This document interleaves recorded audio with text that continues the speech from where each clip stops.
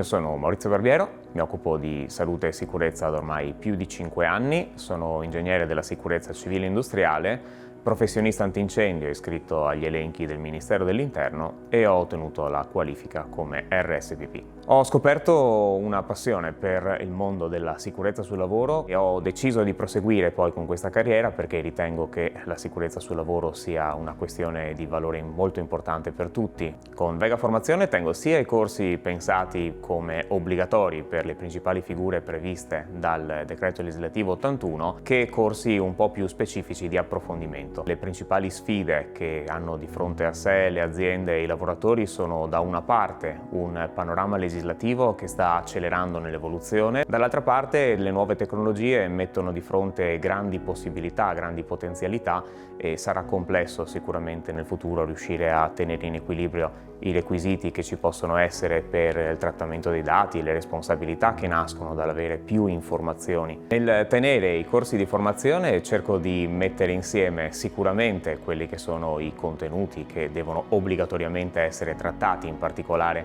per quei corsi dedicati alle varie figure previste dalla legislazione vigente, con degli aneddoti che sono tratti dalla mia esperienza professionale, con esempi tratti dalla vita quotidiana e anche con qualche curiosità che magari si lega con il tema che si sta trattando. Essere un docente con Vega Formazione significa essere parte di una squadra con moltissime esperienze diversificate, avere l'opportunità anche di continuamente aggiornarsi vicendevolmente, visto che il panorama della sicurezza ha molte sfaccettature diverse e questo in realtà, oltre a una crescita professionale continua, lascia anche la possibilità di una crescita personale nel confronto con i colleghi.